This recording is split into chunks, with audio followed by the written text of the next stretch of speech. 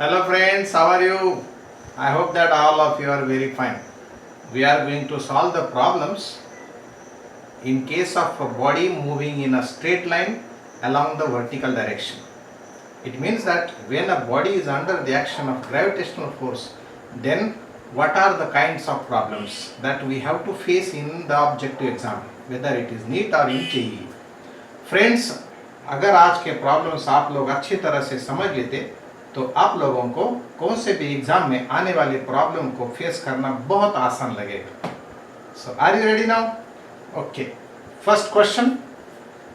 Velocity time graph of a body thrown vertically up. It means if a body is thrown vertically up, then how will you draw the graph of velocity versus time? So the graph will be as such. So if this is our graph of velocity versus time, here is let origin. If velocity is equal to, by first kinematical equation, velocity is equal to u plus at. V is final velocity or velocity at any time t, u is initial velocity, a is acceleration. But in the case of vertical direction, your acceleration is minus that acceleration is acceleration due to gravity. So if this equation is compared with y is equal to mx plus c, so we have to write this equation as y equals to minus gt plus u. So here m is replaced by minus g, hence slope is minus. C is y intercept, here intercept is u now, and therefore the graph of this velocity versus time be straight line with the slope g, and this is what u, it is 0. In addition that this time will be time of ascent. अगर हम लोग velocity की बात करेंगे अपने हाथ में आने तक, तो ये ग्राफ और भी निगेटिव डायरेक्शन में निकाल सकते हैं, लेकिन यहाँ पर वैसी कोई बात दी नहीं. तो whether it is straight line, parabola, hyperbola और सर्कल, सो अपना आंसर होगा straight line, and hence let this is what our answer. Now next question. Shape of the displacement time graph for a body projected vertically up. Friends, अगर graph निकालना है displacement versus time का, तो हमें बात ध्यान में रखनी चाहिए कि when body is going up, then its acceleration is negative, and the acceleration negative का मतलब होता है slope of the displacement time graph be decreasing.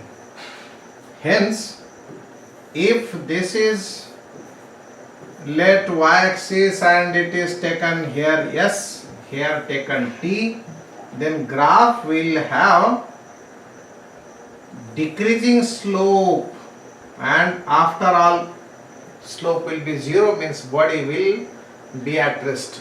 अगर ये ऊपर जाने वाला ग्राफ है मतलब बॉडी इज मूविंग अप, अगर वो डाउनवर्ड होती है ना मतलब अपर, और आप सोचते हैं कि क्या कैसा होगा graph when it is coming down, then graph will give the nature as such, मतलब आपके हाथ में आने तक.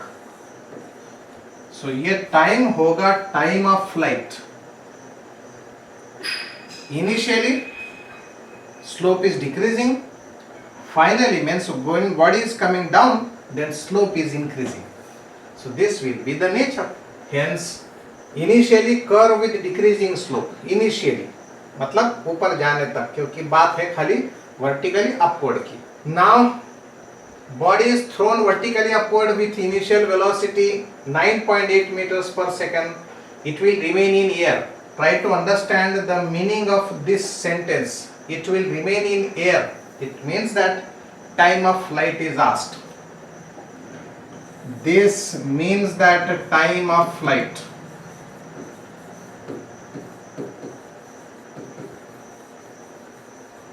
And it is represented by capital T. अगर ये टाइम ऑफ फ्लाइट पूछता है तो ये capital T will be, you know the formula for that, it is 2u by g, where u is initial velocity. So here initial velocity 9.8, and there if number is as 9.8, then we will take this value g as 9.8. So 2 into 9.8 divided by 9.8, and this is how 9.8 cancel, and formula give you answer 2 seconds. Now next question. If a body loses half of its velocity on penetrating 3 centimeters in a wooden block, then how much will it penetrate more before coming to rest? So question horizontal motion का है, ये vertical motion का question नहीं है. So if the wooden block is same, then retardation will be constant. But see, body loses half of its velocity. First case, velocity is equal to half of u when s is equal to 3 centimeters. We will say s1 is equal to 3 centimeters. And before coming to rest, saying that v will be 0. This will be for second case. This is for first case. For second case, s2 is equal to how much? Where we will say u is equal to u. Here also u is equal to u. इसका मतलब है, मान लो कि भाई ये Planck है, ये wooden plate है, ऑब्जेक्ट यहाँ से इधर आता है, तो यहाँ 3 सेंटीमीटर, मान लो कि ये यहाँ तक 3 सेंटीमीटर्स है, 1 centimetre, 2 centimetre and 3 centimetres. Body यहाँ तक जाती है. कब तक? जब तक v बनता है u बाय 2 तक. तो पहले केस के लिए अपन फॉर्मूला अप्लाई करेंगे. फॉर्मूला कौन सा? फॉर्मूला है third kinematical equation. So here v square is equal to u square plus 2as. First case v u square by 2. u square, no doubt it is as u square. Here retardation, so sign will be minus 2a(s1). We will write s1 here. Take this 2a(s1) here. 2a(s1). Take u square there. So u square, actually it is half of u square.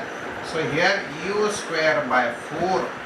This will be 3u square by 4.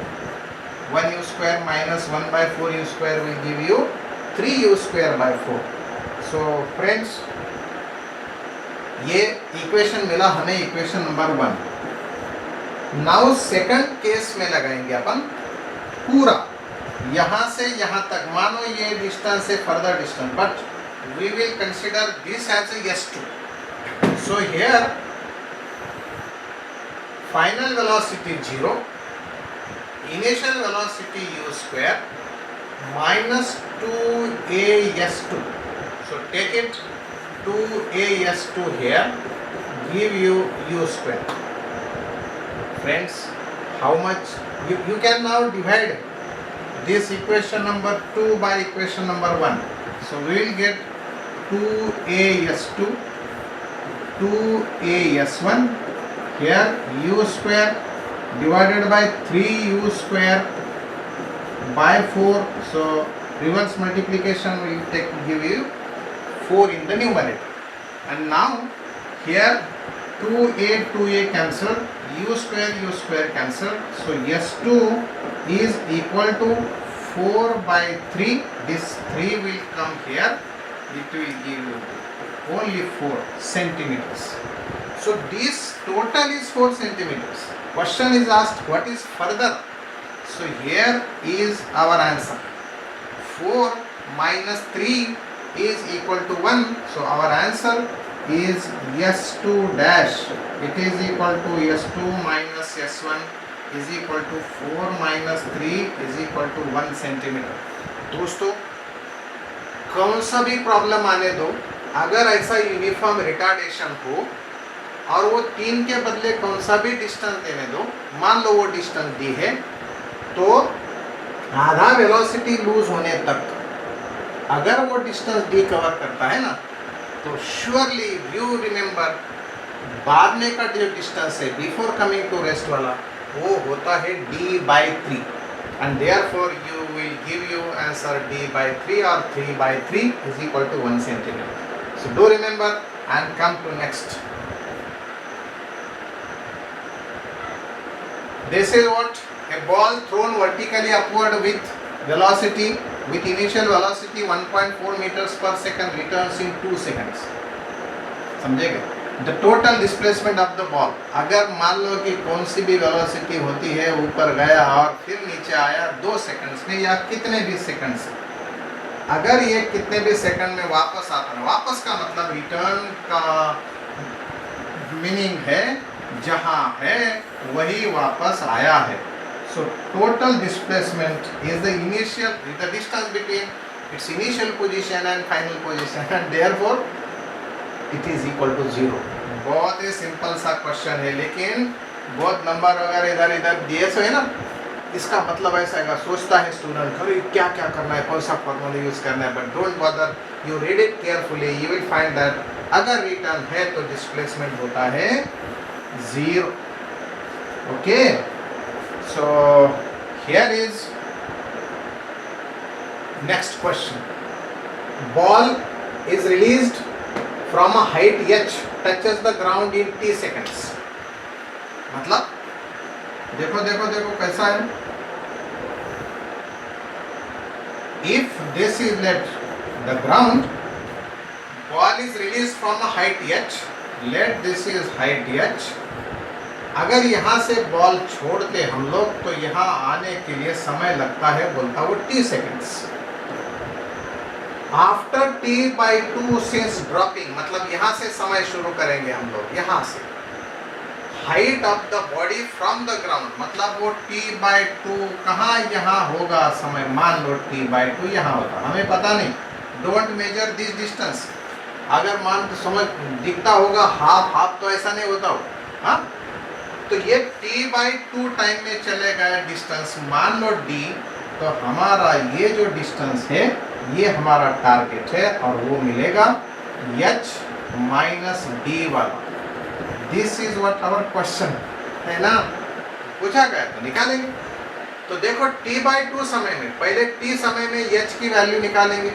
वो तो formula बहुत ही simple है. Freely falling wheels के case में हमें पता है s is equal to half g/t² होता है. यच के बदले h है ना.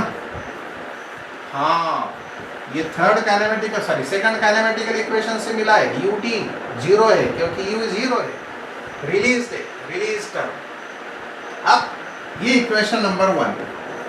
अब ये d, यही इक्वेशन यूज करेंगे. d is equal to half g t की बदले t/2.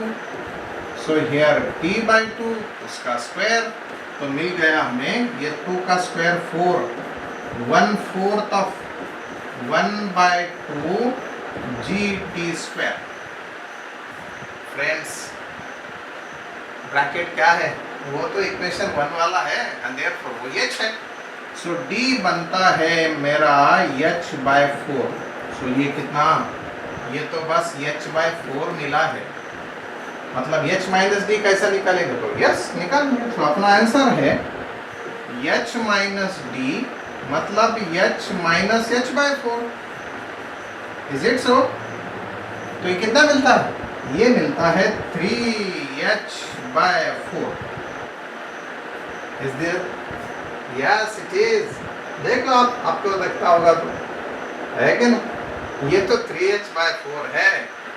चलिए, तो दोस्तों नेक्स्ट क्वेश्चन बहुत ही इंपॉर्टेंट क्वेश्चन. ये सारे सवाल आप अगर तहे दिल से करेंगे, इंटरेस्ट से करेंगे, बार बार इस पे गौर करेंगे ना, तो आप लोगों को मोशन इन स्ट्रेट लाइन का सवाल कहीं भी हार्ड लगेगा नहीं.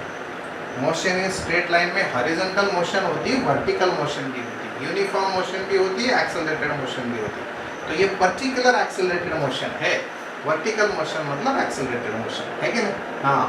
So here a balloon is going upward with a velocity 12 meters per second it releases a packet when it is at a height of 65 meters above the ground. How much time the packet will take to reach the ground? दोस्तों कुछ basic बातें आप लोगों को मालूम होना ही चाहिए। कौन सी बेसिक बातें? तो जैसा हम लोग अगर बस में बैठते, कार में बैठते, तो क्या कार की स्पीड हमें मिलती कि नहीं? मोटरसाइकिल पे बैठते तो जो मोटरसाइकिल की स्पीड होती है वो हमारी होती है कि नहीं? होती है। तो ये अगर बलून ऊपर जाता है, मान लो ये बलून है, ये बलून, इसमें अगर एक पैकेट है और if balloon is going up, balloon अगर ऊपर जाता है कुछ वेलोसिटी से, कितना? 12 मीटर्स पर सेकंड से, तो ये पैकेट ड्रॉप होने से पहले क्या बलून के साथ चलता है कि नहीं? मतलब पैकेट की वेलोसिटी 12 मीटर्स पर सेकंड है कि नहीं? है। अगर बलून ऊपर जाता है तो पैकेट की भी वेलोसिटी ऊपर की ही डायरेक्शन में है।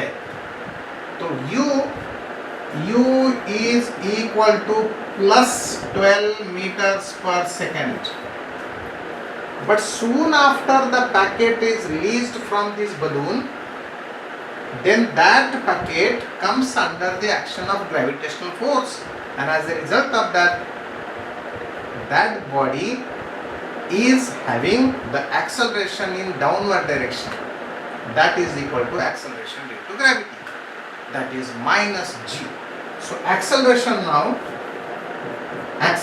is now minus g. और कितने हाइट पर है ग्राउंड से भाई? ये मानो ग्राउंड है, तो अब जब ये पैकेट छोड़ने वाला है तो ये हाइट है 65 मीटर्स। तो when packet is going downward, then its displacement will be minus. So do remember, displacement minus initial velocity plus acceleration minus. So here now we have a formula, s is equal to ut plus half at square, है ना? half at square. तो we'll put values.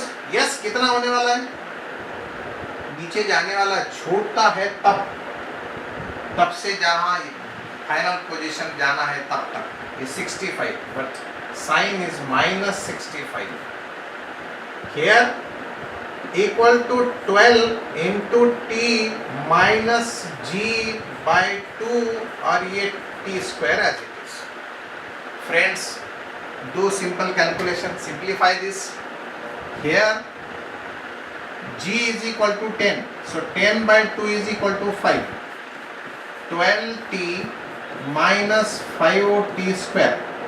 So we will write here ऐसा 5t square minus 12t minus 65 is equal to 0.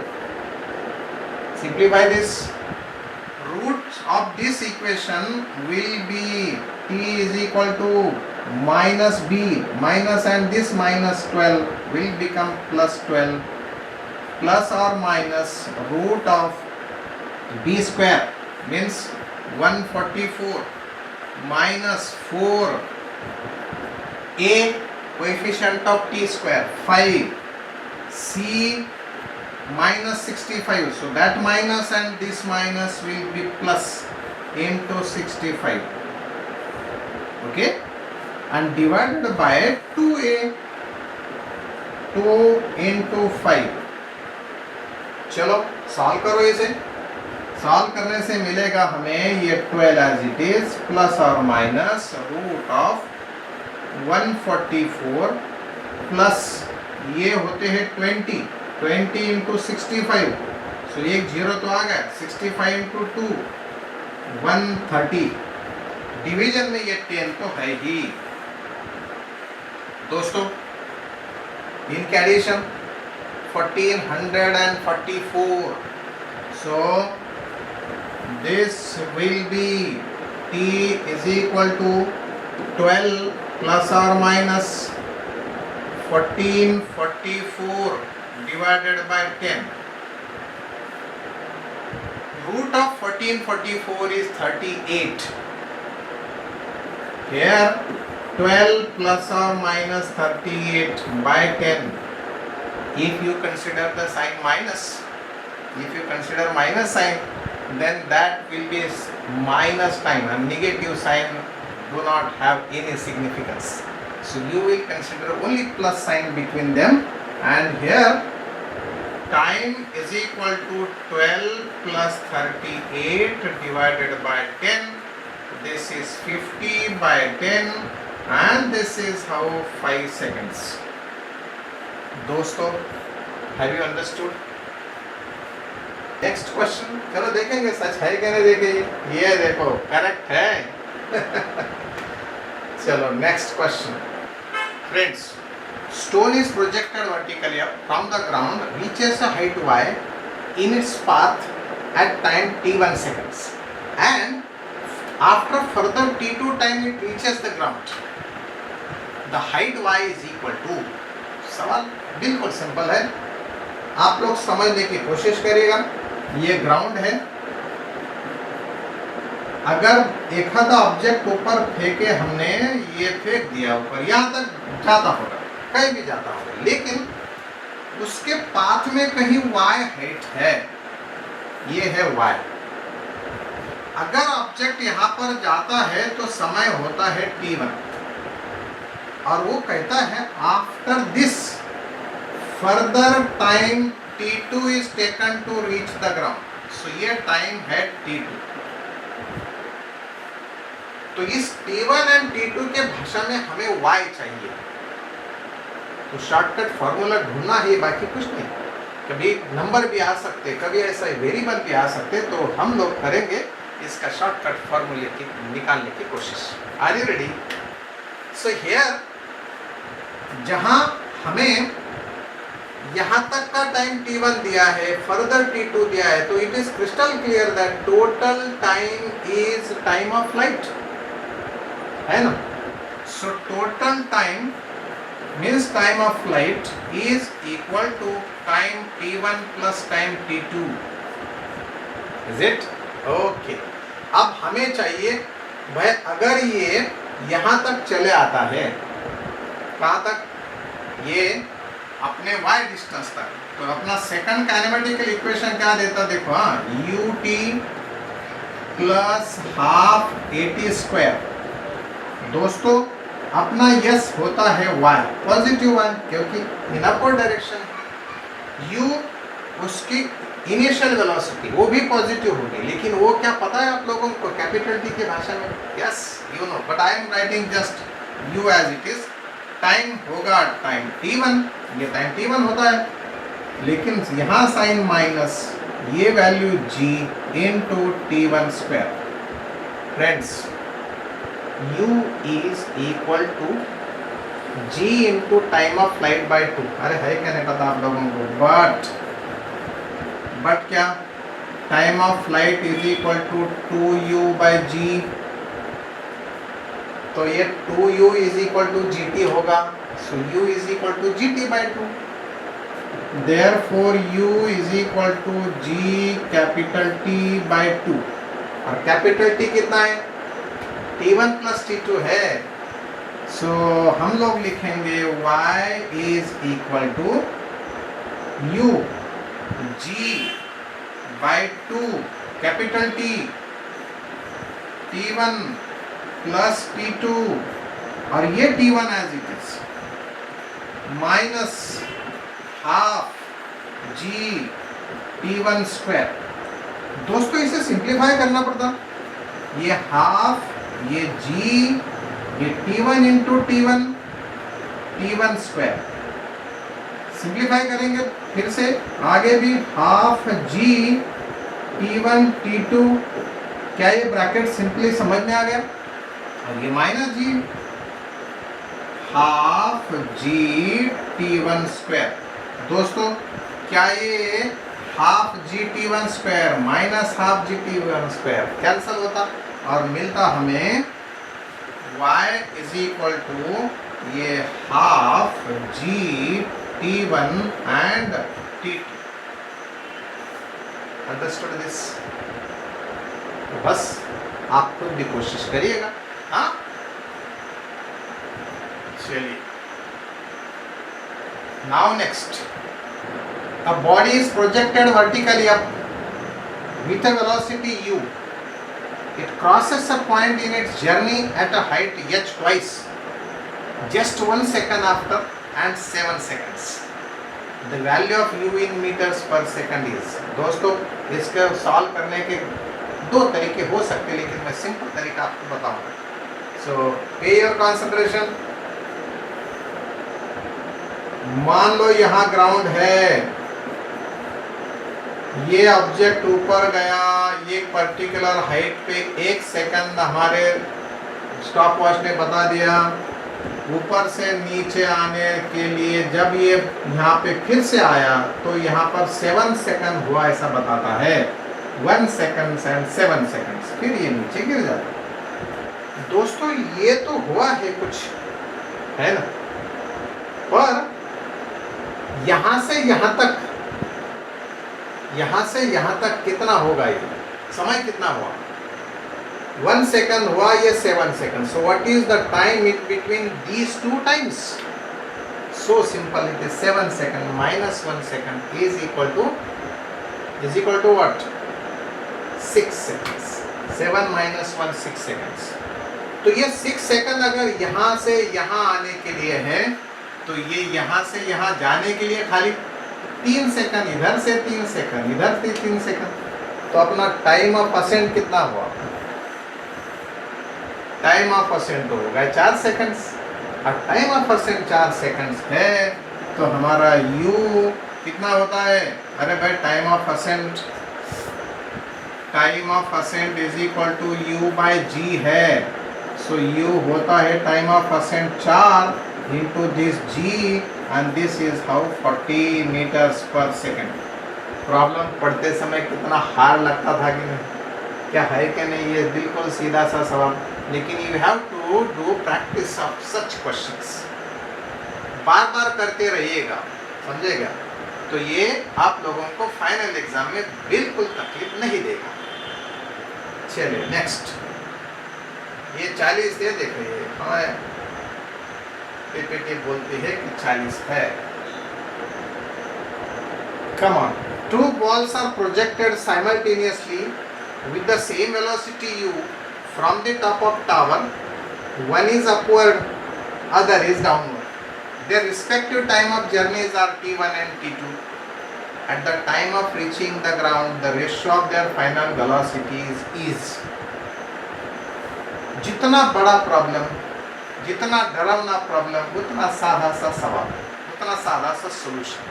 बहुत simple solution है। Solution कैसा है? Basic बातों पर अपना सोल्यूशन डिपेंड है। फ्रेंड्स, ये है अपना ग्राउंड,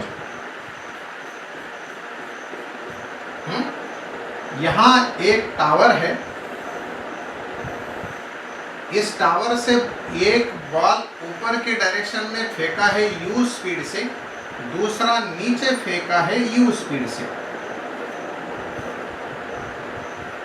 अब दोनों बॉल को आखिर जाना है ग्राउंड पर, मतलब displacement for both balls is same, that is equal to height of tower.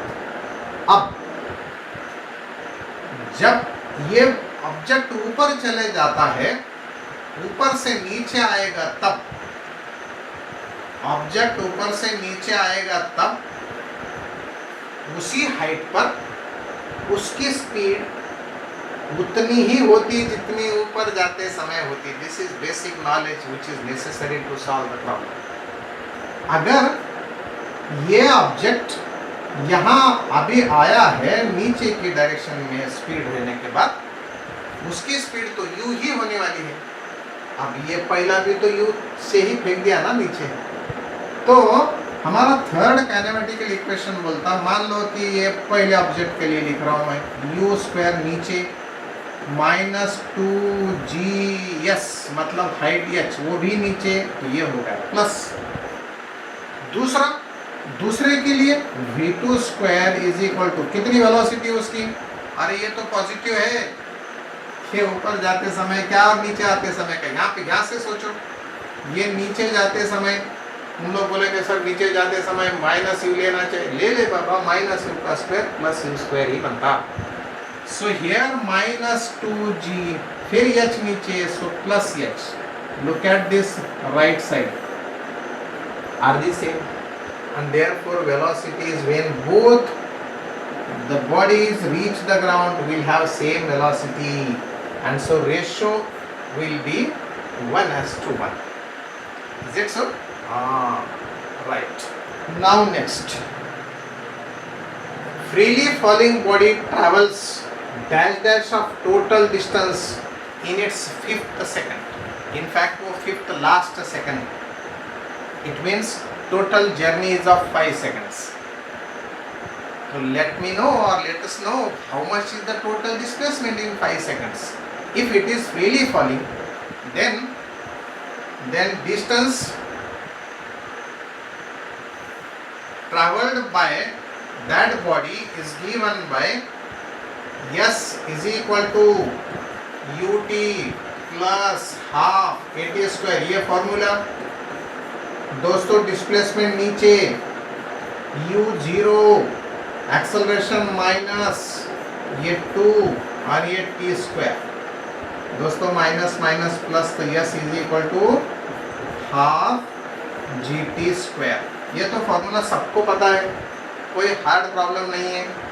अब देखिएगा, अगर ये टाइम 5 सेकंड है, लास्ट 5 सेकंड्स है ना, तो ये पूरे 5 सेकंड में कितना, पूरे 5 सेकंड में ये 10/2 इंटू 5 का स्क्वायर, ये 5 का स्क्वायर, ये भी 5, सो 5 का क्यूब, एंड 5 का क्यूब बनता है 125 मीटर्स डिस्प्लेसमेंट।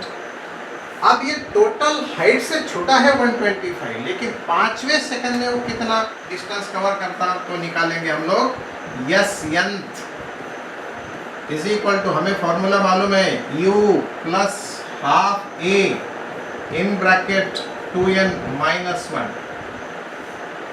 u तो 0 है, a 10 है, ये भी माइनस है क्योंकि नीचे जाने वाला है, तो हम लोग माइनस साइन नहीं लिखेंगे। ये 5 इंटू 2, ये 2 इंटू 5 लिखना चाहिए था, I have written 5 into 2। Now this is what 5, it is equal to 10 minus 1, 9, and this is what 45 meters. So what is the percentage that 45 is out of 125? That will be your answer. So here 45 divided by 125 into 100. Friends, ये 25 5 जा 25 4 जा 5 1 जा 5, 5 9 जा 45, and this is what 36%, 9 4 जा 36।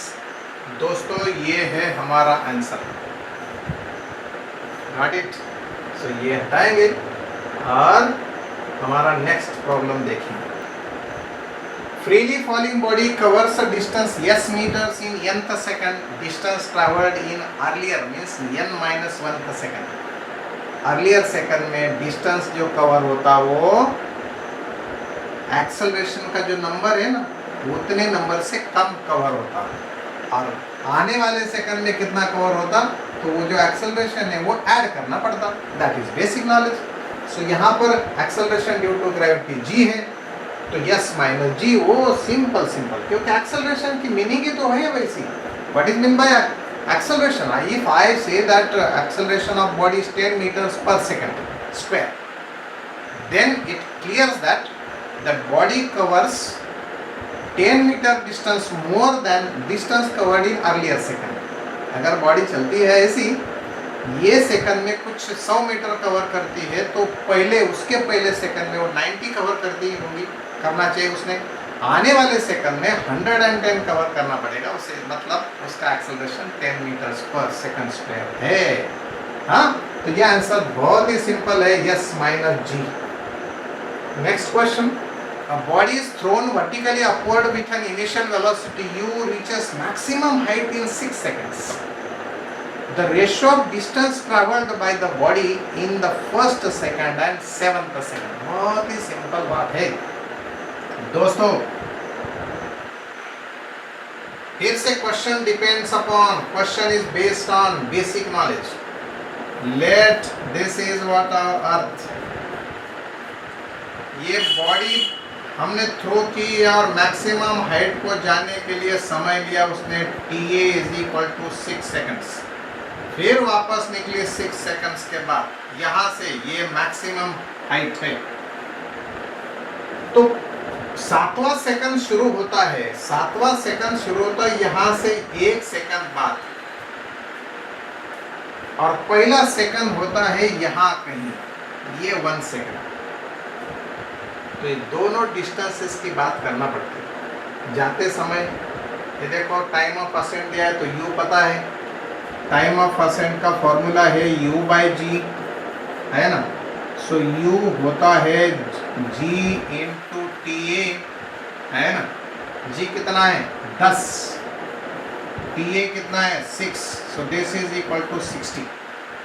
तो distance covered in first second can be determined कैसे, s is equal to ut minus half GT²। u कितना 60, समय कितना 1 सेकंड, माइनस g 10 ये बाय 2, समय कितना 1 सेकंड। सो ये तो हुआ 60 माइनस 5 55 मीटर्स।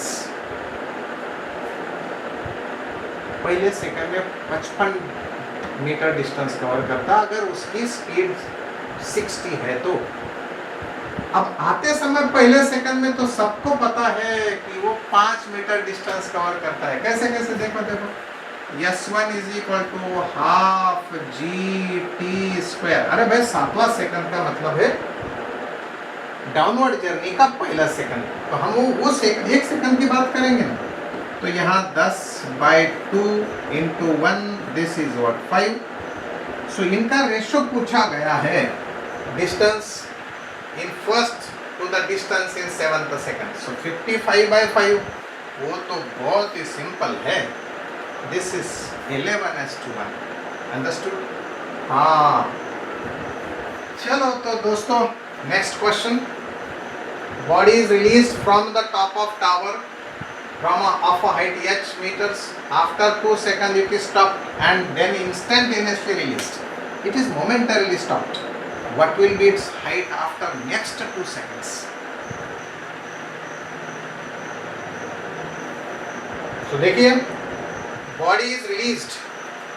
मान लो यहाँ अपना ये यहाँ एक टावर है, टावर से बॉडी रिलीज की है तो 2 सेकंड में वो डिस्टेंस कवर करेगा। मान लो s1, after this 2 seconds it is momentarily stopped and instantaneously released. इसका मतलब यहाँ पर भी दूसरे जर्नी के लिए उसकी वेलोसिटी, इनिशियल वेलोसिटी 0 हो गई है क्या नहीं। सो निकालो ये s1, दूसरा s1, तो s1 ये दोनों निकाल पाएंगे हम लोग, ये भी s1, ये दूसरा भी s1, हाँ कि ना। अरे ये भी तो हाफ GT², ये भी तो हाफ GT² होगा क्योंकि ये रिलीज की पोजीशन ही आती है ना। सो ये half GT² plus half GT²। क्यों मैंने TT लिया, क्योंकि दोनों समय 2 सेकंड्स है, तो ये G इंटू T² होगा, G 10, 2 square 4 and this is what 40 metres. दोस्तों 40 मीटर्स तो कवर किया है उन्हें। ये दूसरा, ये टोटल है 40, ये टोटल 40 है, पर ये तो h है अपनी। So how much this yes, ये तो होगी h minus 40। Is this so, है ना। सो सिंपल सा है sir. Ball is dropped from 9th stair of a multi-storied building, reaches the ground in 3 seconds. In the first second of its free fall, it passes n stair, then n equal to 3 second में अगर वो ground पे पहुंचती तो कितनी metres की height है वो बिल्डिंग की। बिल्डिंग की हाइट आप लोग निकाल सकते बिल्डिंग की height h is equal to half G T square. ये half as it is, 10 as it is, और ये t मतलब 3 सेकंड्स, उसका स्क्वायर 9, ये 5, ये 9, 45 मीटर्स। कितने मीटर्स की है वो? 9 का स्टेयर की है, मतलब 9 मंजिले बिल्डिंग है वो। तो 1 मीटर का, सॉरी 1 मंजिले का डिस्टेंस या हाइट कितनी? 5। 9 की 45 तो 1 की कितनी? 5 मीटर्स। सो ये in the first second, 1 second में कितना कवर करता है डिस्टेंस हमें पता है, s is equal to half G T square. अभी तो किया हमने वो 5 मीटर्स, अब काय को वही नंबर लिखेंगे। तो ये 9 मंजिले का हाइट, ये 1 मंजिले की हाइट, मतलब ये इनकी कीमत 1 तो होनी है ना? बहुत बड़ा हार्ड सवाल तो है नहीं, इज दिस सो? चलिए नेक्स्ट।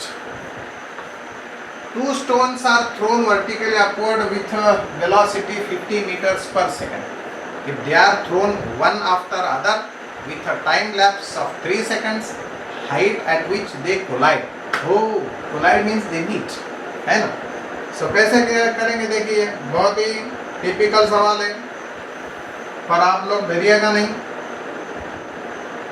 यहां से एक ऑब्जेक्ट फेंक दिया ऊपर, कितने स्पीड से? 50 मीटर स्पीड से। ये निकल पड़ा।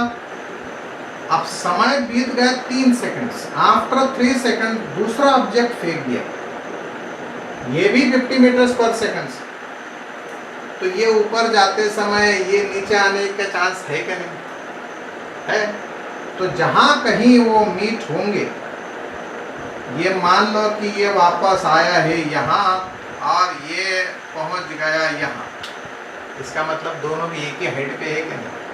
तो हाइट दोनों की सेम है, दोनों एक ने। अभी इसने समय अगर लिया है t सेकंड्स, तो पहले ने कितना लिया है दोस्तों? पहले ने समय लिया है t प्लस 3 सेकंड्स। हाइट तो दोनों के लिए सेम है, तो वो हाइट निकालनी है, height at which they collide, है ना? तो we will write here formula for height for both this things and we will find the t then.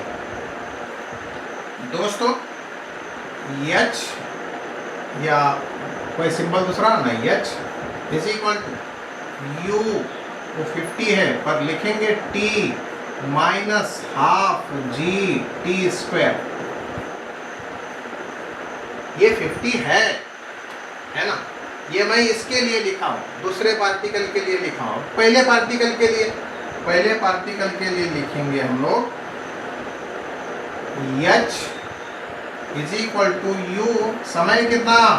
t plus 3 minus G into half G into T plus 3 bracket square.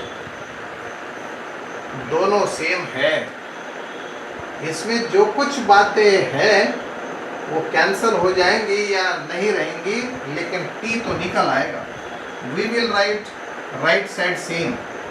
मैं u की value लिखने जा रहा हूँ 50 metres. 50 metres per second into t minus 10/2 into t square.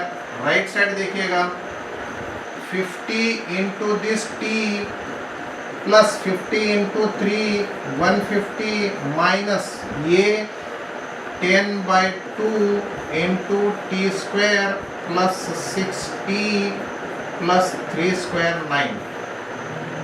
आगे ना, इस सब में कौन सी बात कैंसिल करने के लिए है? देखो ये 5 होगा, ये 5 होगा, तो क्या मैं कुछ कैंसिल कर सकता? 5 से डिवाइड करेंगे होल इक्वेशंस को, और मुझे ये मेरे पास 50t है, मैं ये भी कैंसिल करूंगा। ये माइनस टी स्क्वायर, इधर कौन सी बात है? 150, 5 से कितने से डिवाइड करना है? 5 से। ये 13 माइनस कुछ भी नहीं है, 5 कैंसिल हुआ, अभी टी स्क्वायर, ये t square minus sign minus 6t minus 9। Friends क्या ये मेरा माइनस टी स्क्वायर भी कैंसिल, ये कैंसिल, ये 60 लेकर आ रहा हूँ मैं लेफ्ट साइड, ये मिलता है मेरा 21, कितना 30 minus 9 is 21. So here 3 2s are 3 7s are, t is equal to 3.5 second. ये 3.5 सेकंड है, ये 3.5 सेकंड और पहला 3 सेकंड लैप्स हुए ना, यहाँ से यहाँ आने तक 3.5, तो टाइम ऑफ फ्लाइट कितनी है? टाइम ऑफ फ्लाइट है, या हाइट ही पूछा है, यस हाइट पूछा तो मैं टी की बात करूंगा, सो आई विल पुट हियर, मेरा एच आ जाएगा। सो एच की कीमत निकालनी है तो मेरे पास टी है, मैं एच सारा डिलीट कर रहा हूँ, तो h is equal to u t minus half G T square. Friends ये मेरा एच टारगेट है, ये 50 है, ये 6.5 है, टाइम ऑफ फ्लाइट ना 3.5, आई एम सॉरी 3.5 है, माइनस ये g/2 5, 3.5 इंटू 3.5, ये 3.5 सब में से कॉमन निकालेंगे हम, 3.5 ये 50 माइनस कितना है ये होता है 17.5, इज दिस सो? अब ये 3.5 का मतलब 7/2 है, और ये डिस्टेंस कितना होता? 50 माइनस 17.5, 32.5 है ना। बस डिवीजन ले लो या मल्टीप्लिकेशन ले लो, कौन सा भी, 7 इंटू ये कितना 1625, तो ले लो 7 का मल्टीप्लिकेशन, है ना। सो ये 0.75, 7 6 42, 42 and 143, carried 4, 7 into 1 and 4, this 11 meters. Friends, 113.75, close to this, and we get answer 140 meters. So this is what your answer. Now next, distance traveled by the body during last second of its upward journey is d. When the body is projected with certain velocity, if the velocity of projection is doubled, then what is the distance traveled in last second? Friends, the basic statement, distance covered in the last second of upward journey is independent of its initial velocity, and therefore it is always constant, it is equal to 5 meters. So whether velocity of projection is u or 2u, distance in last second will remain same, and that is why our distance is equal to d. So this is your answer, है ना। चलिए now next question. Boy throws n balls per second at regular interval. When the first ball reaches the maximum height, he throws the second one vertically up. The maximum height reached by each ball is? Good question is this. Friends, number of balls,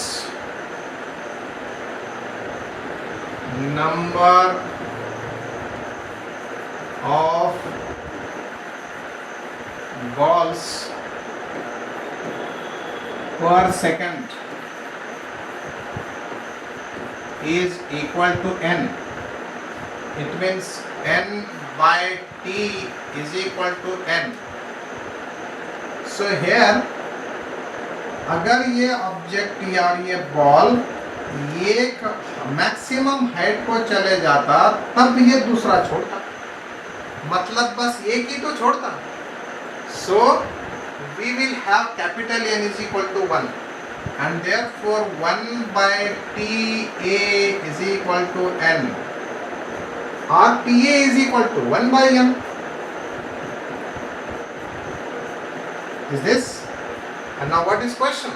Maximum height. We know that maximum height is equal to u square by 2g. Don't you know this? Maximum height in terms of initial velocity u, that is u square by 2g. अब यहाँ u in terms of time of ascent is as time of ascent into g होता है, तो लिख दिया हमने, है ना, डिवाइडेड बाय 2g. अरे पता है कि नहीं ये कहाँ से लाया? टी असेंट, ये क्या इधर लिखा होगा? नहीं लिखा. सो ये लिखता हूँ, time of ascent is equal to u by g. So u is equal to ta into g. So we have written here. Okay, चलो ये इसका स्क्वायर बना देंगे. ta square g square by 2g. Friends g and एक g cancel. TA अगर 1 by n है तो TA square 1 by n square होगा. And this is how g by 2n square be our answer. Have you understood this? हाँ, चलिए, तो ये है हमारा आंसर, करेक्ट है. चलो next question. Now two bodies are projected simultaneously with the same velocity 19.6 meters per second from the top of tower, one vertically upward and other vertically downward. As there is the ground, time gap is, हाँ हो सकता है ना, time gap क्या साथ साथ आएंगे वो ना, एक ऊपर फेंक दिया, एक दूसरे को नीचे फेंका है, and that is why time will be different. अगर ये है हमारा एक हाइट, मान लो हाइट h, एक ऑब्जेक्ट फेंक दिया ऊपर 19.6 मीटर से, दूसरा भी ऑब्जेक्ट नीचे फेंक दिया 19.6 मीटर से. ये नीचे पहुंच जाएगा मान लो कुछ टाइम t1 पर, ये आ जाएगा मान लो कुछ टाइम t1 या सिंपली t पर. ये कब पहुंच जाएगा? ये इतना समय ज्यादा लेने वाला है. यहां से यहां तक तो फिर से वो टी ही टाइम ले रहा, यहां से यहां तक वो फिर से टाइम टी ही लेना है या लेने वाला है. बस ज्यादा समय कितना? इतना. मतलब time of flight for this velocity, for this object, if this is horizontal is considered. Let us consider this is as horizontal, then time of flight of this object be 2u, क्या मैं लिखूं एक बार formula? Yes, okay. तो 2u मतलब 19.6, g ले लेंगे हम 9.8, 10 नहीं लेंगे क्योंकि ये नंबर अभी वैसा दिया है. So here 9.8 to the and this is what 4. तो यहाँ से ये ऑब्जेक्ट अगर 4 सेकंड लेने वाला है, यहाँ से यहाँ तो दोनों भी सेम टाइम लेने वाले हैं, t. मतलब डिफरेंस कितना?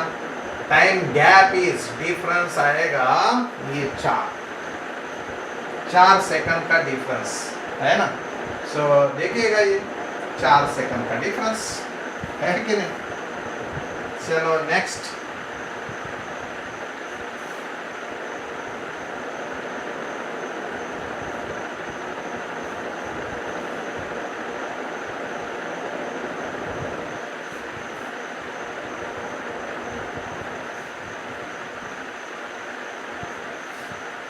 Friends, body is thrown vertically upward from the top A of a tower, top of a tower. It reaches the ground in t1 seconds. It is thrown vertically upward from A with the same speed it reaches the ground in t2 seconds. If it is allowed to fall freely from the same point A, then the time takes to reach the ground is given by. Friends, we have 3 cases. एक को object नीचे फेंका है, दूसरे को ऊपर फेंका है, तीसरे को रिलीज किया है. So here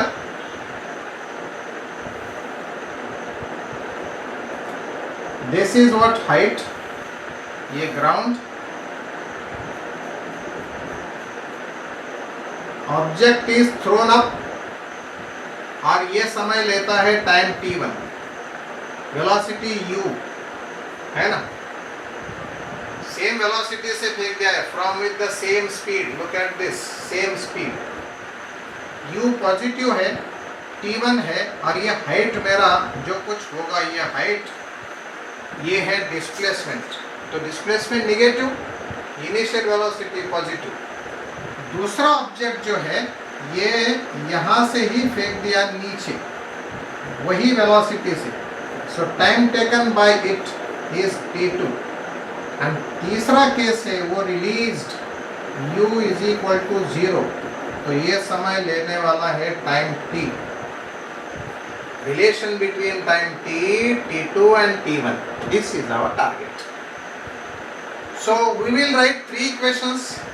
First of all, I will write equation for third case, that is equal to h equal to half g t square.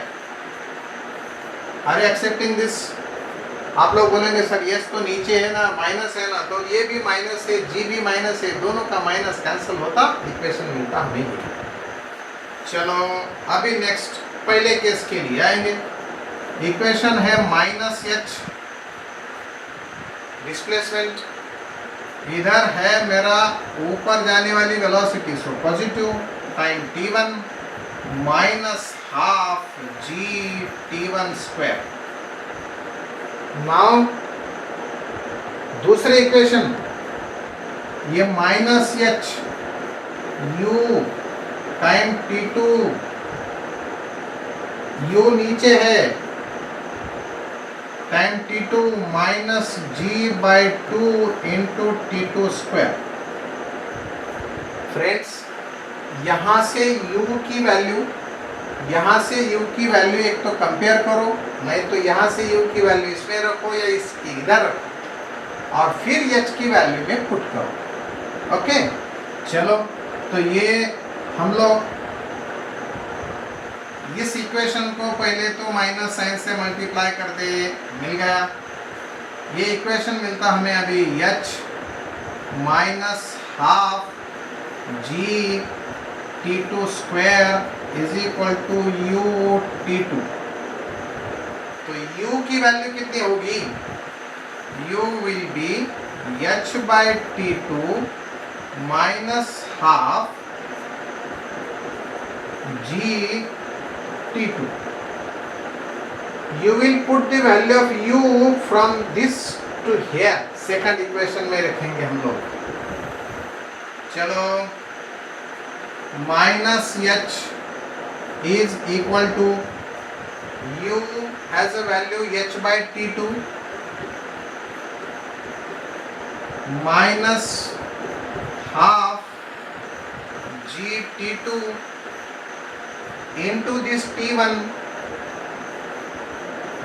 and minus half g t1 square। चलो सिंप्लीफाई करो इसे, ये minus h as it is, t1 से multiply करेंगे h t1 by t2 minus half g t1 t2 minus half g t1 square. दोस्तों इस h में ये h की वैल्यू रख दो, वरना ये h को इधर ले लो, कहीं भी कुछ भी कर सकते हैं अपन। चलो ये इधर ले लेंगे, minus h t1 by t2 is equal to, ये वाली minus sign as it is, ये t1 ये t2 minus half G t1 square. दोस्तों सारा इक्वेशन माइनस है, तो क्या हम माइनस से प्लस करेंगे, plus plus plus. Okay common निकालो h की वैल्यू, ये 1 plus t1 by t2 is equal to, इधर से क्या कॉमन निकाल सकते हैं, रखो वैसा ही, कुछ ज़रूरत नहीं कॉमन निकालने के, लिखते निकालते कॉमन निकाल सकते। फिर ये यहाँ पे जी रहेगा अपना दोस्तों, ये जी/2 लेना पड़ता फिर common, जी/2 T1 T2 plus T1 square, या मैं T1 भी कॉमन ले सकता हूँ। ये T1, ये T2 प्लस ये T1। क्या हम लोग ये सिंप्लीफाई करके T2 plus T1 upon T2 लिख सकते हैं कि नहीं? So I am erasing this now.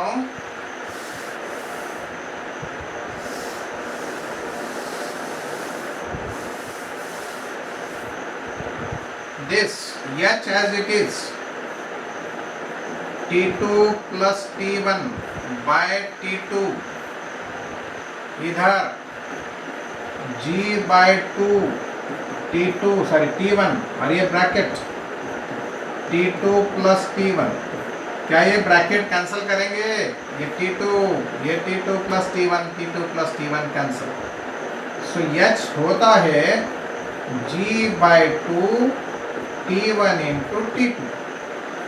Left side same है, राइट साइड भी तो सेम होगी, and therefore we'll get half G T square equal to half G T1 and T2।